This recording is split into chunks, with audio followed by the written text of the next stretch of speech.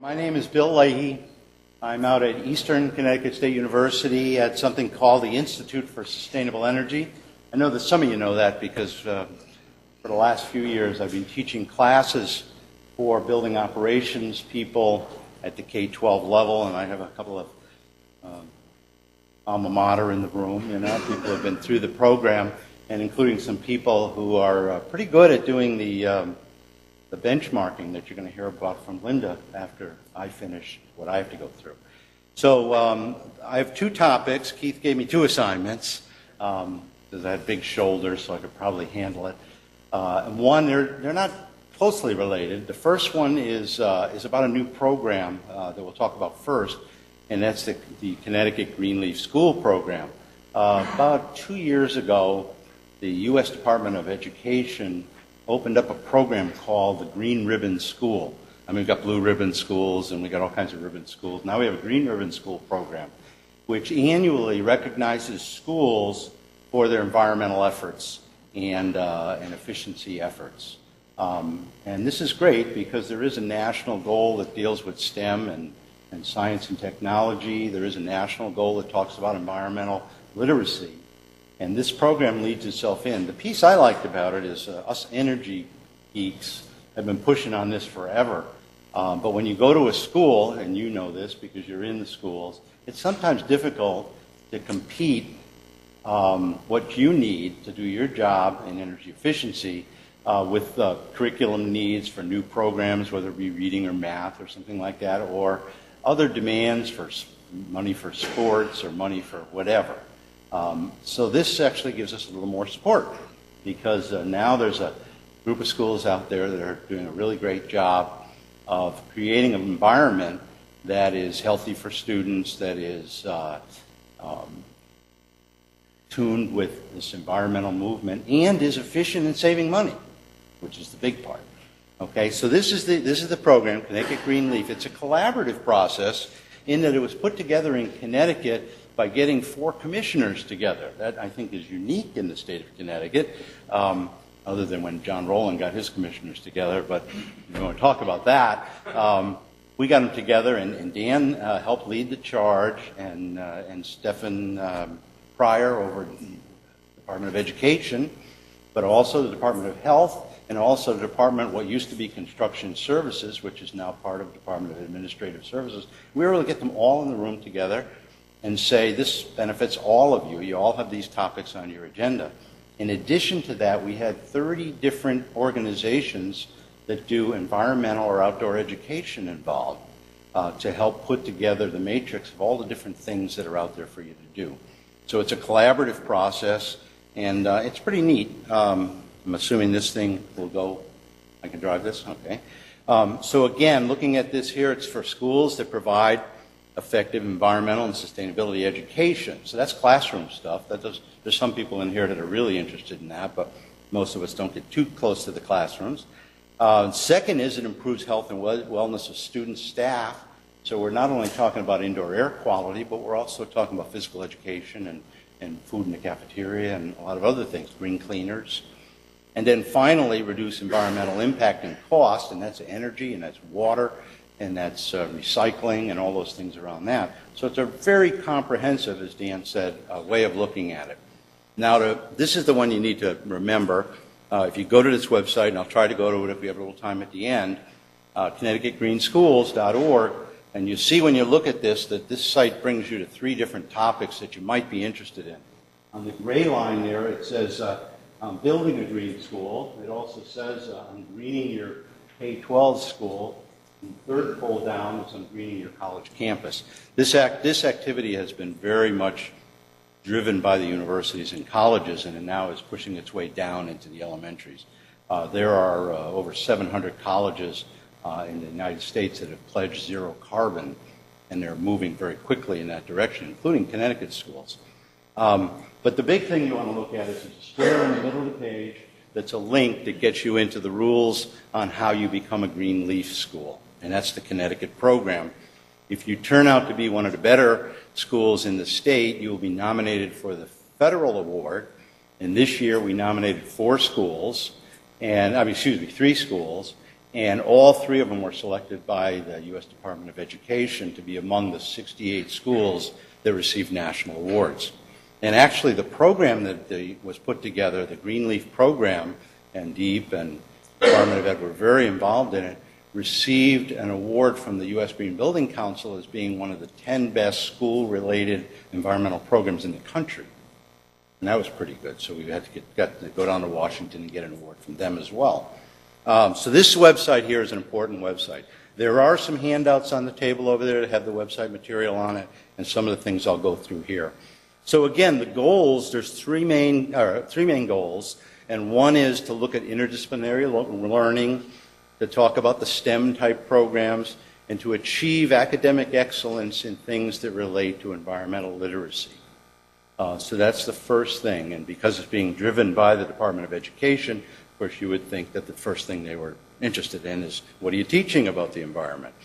The second goal is strengthening this program of health, nutrition, and fitness and outdoor education in your schools so that students can relate the environment to the classroom. And it's been proven through all kinds of studies that when you can teach through activity-oriented, hands-on education, students will learn better, and this will directly impact their interest in school. It'll also directly impact their ability to do well on standardized testing, because science is part of those testing, plus students that are learning about the environment are learning about math and science principles that are all on those tests. And they can be related to the Connecticut's frameworks so that it improves. It gives teachers something they can teach that they can also, the students can take home and practice at home as well and in their communities. So this second one here deals with the farms to school programs, getting the good food into the schools, gets into the physical education and wellness activities. So it does reach beyond. Now the one you're really interested in, this one, and that is the Greenleaf ensures that the environmental footprint of your school is shrinking. So we're having less negative impact on the environment. As it shrinks, hopefully your budget for energy-related expenses shrinks as well. And you see that the first thing they were recommending there is you ought to be monitoring it. If you don't measure it, you don't know how to manage it. And the best tool on the market is a free one, and it's you're going to hear about it from Linda, and it's the Portfolio Manager tool from Energy Star. It's a great tool.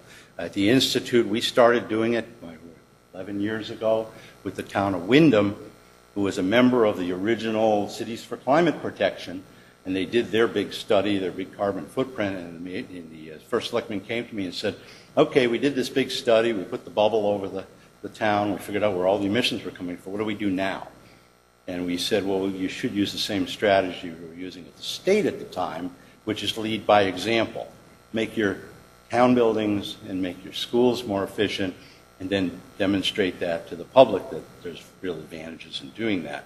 And this tool will allow you to look at all your schools, and you'll be able to tell where you stand. Are they efficient or inefficient compared to national standards and types of buildings similar to them?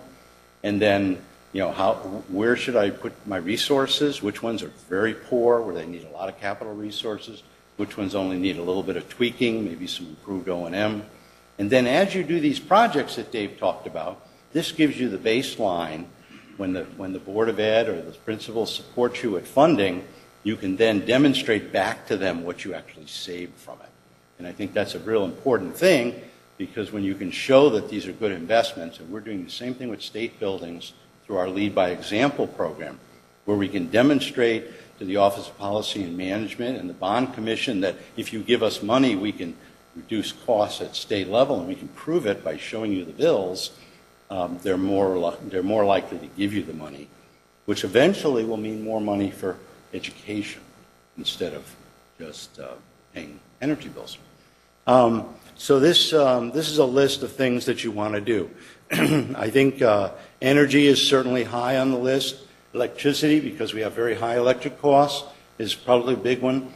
Fossil fuels, because those are our big emitters for carbon footprint. But also water and waste reduction. And that includes recycling, and there's state laws that are mandating certain levels of recycling. and other things. We also had it in here, we put in the use of renewable energy because, again, the renewable sources are usually carbon-free or very low carbon, and those are things that eventually you want to get to. When the time is right, and as David said, before we typically put renewable energy on the roof, we make sure the building underneath is efficient so that you're getting the best bang for the buck. So there's a bunch of programs, and this one I'll send a minute on the bottom. ISE, that's us, Institute for Sustainable Energy, and that website, you're already on it, so you know where we are. EE Smart is the program that is sponsored through the Energy Efficiency Fund and resides in the utilities. And EE Smart started out as primarily an elementary middle school program. Now it extends up to the 9th grade, and it does deal with the 9th grade science frameworks, much like the programs that we have for high school. Energy Star, I would love the Energy Star. When people say, where do I find out about? I usually send them to the Energy Star website. It's probably the best federal website there is for finding information. Matter of fact, I think probably half of the print on that website is a link to get you to some document. And that's the best part. There's energy management documents, there's sub-metering if that's something you're interested in, there's appliance procurement, there's lists of case studies. As you go through that site, there's just a huge amount of information that you can get off of Energy Star. The Connecticut Energy Efficiency Fund, you heard about the programs, and again, it's your money. It's 3 mils on every kilowatt hour going into that fund. You want to make sure you're getting some of that back into your school to reduce your costs. The Center for Green Schools is at the U.S. Green Building Council in Washington. So if you go on USGBC or you just type in Center for Green Schools, there's a lot of resources on activities you can do in your schools related to greening your buildings. And there are also a lot of programs available through the Department of Energy and Environmental Protection related to recycling and also composting and so on. So these are all things that you would do as a green school under that third goal.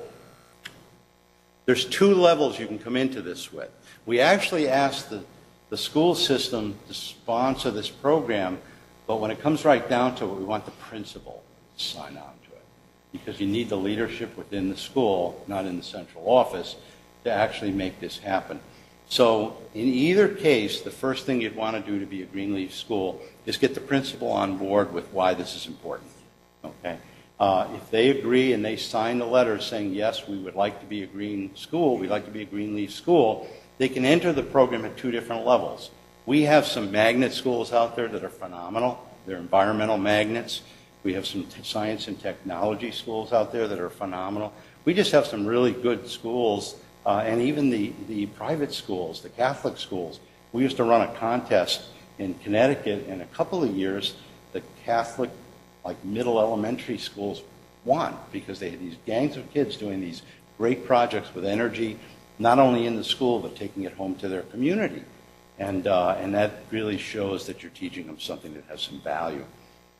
If you're at that level, if you're really doing a great job already and you have it as part of your curriculum, you can go right in at the second level. And there's an assessment that's on that website that allows you to take credit for all the different types of activities you're doing in those 3 main goal areas. And then you can submit that application on an annual basis to be recognized as a Connecticut Greenleaf school, and then the top 3 of those will go on to be recognized at the federal level, or at least be considered for the federal level.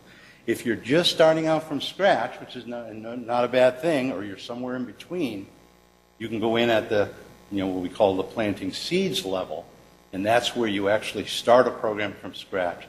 And there are a huge number of resources by tapping into those 30 organizations that already do outdoor education. How many people in here use Tools for Schools? Great. It's a great program. Indoor air quality engages a lot of people. I mean, some people say, oh my God, all the reporting and this and that and the meetings. I got so many people telling me what to do. But it's a collaborative process and you get a good result as a result of it.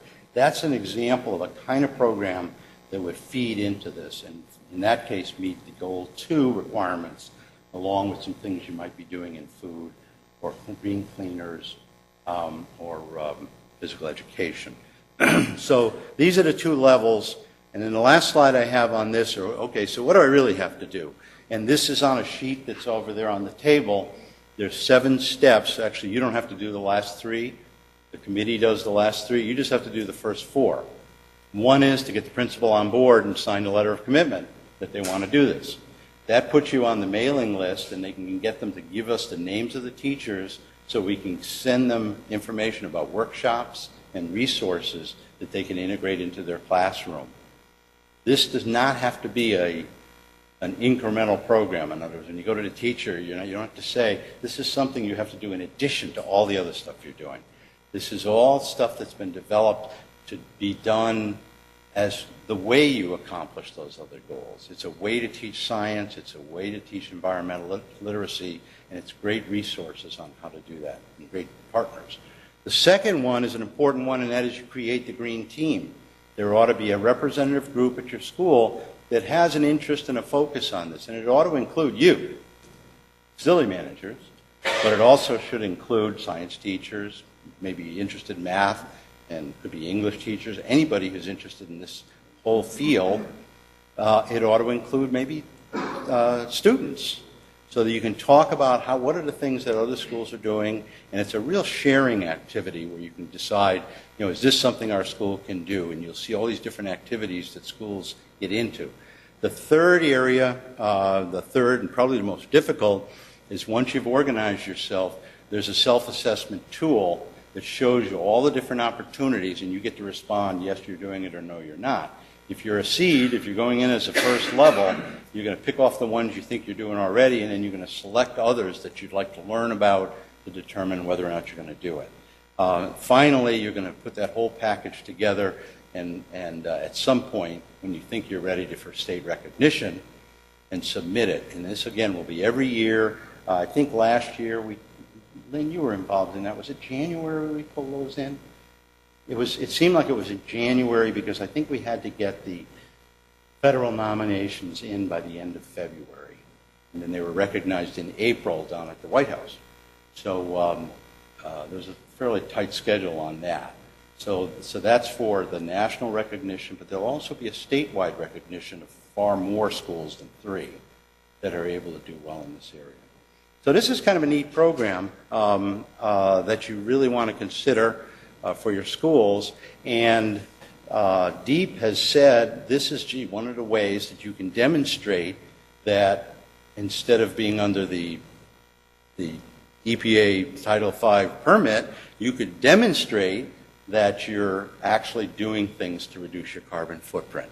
And that's really what this is about. This is what this whole meeting is about, is how do you get your schools to be more efficient, and as a result, having less negative effects on environment. You're reducing your costs at the same time, and it's a great place to teach about environment. So that is the Greenleaf program in a nutshell. You're going to go on CT Green Schools, that's what this looks like, and then you're going to click on this guy. And that will take you right where we just were. And a lot of the things we talked about are here, why you should do this and so on. But if you go over here to strategies and you pull this list down, there's a whole bunch of topics. Some are under education, some are under environment, some are under energy. And then down at the bottom are the instructions and all the forms that you need.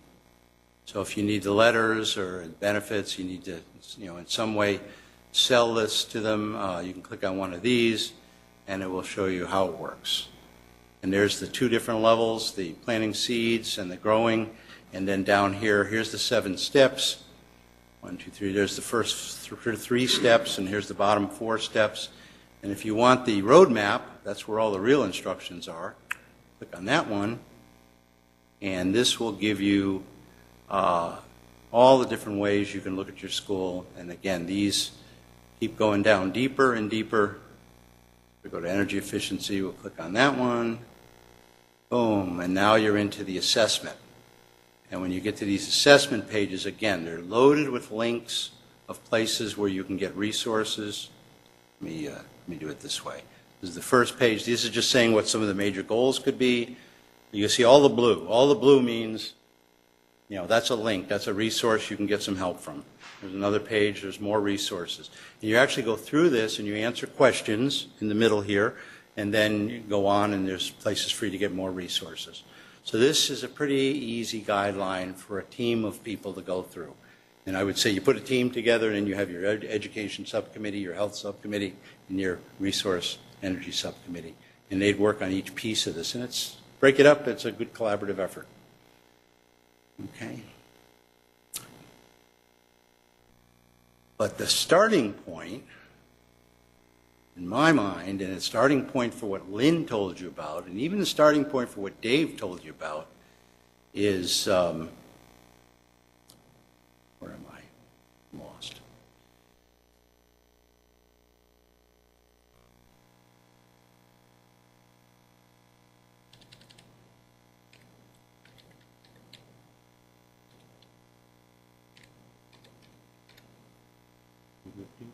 Oops, missed a letter.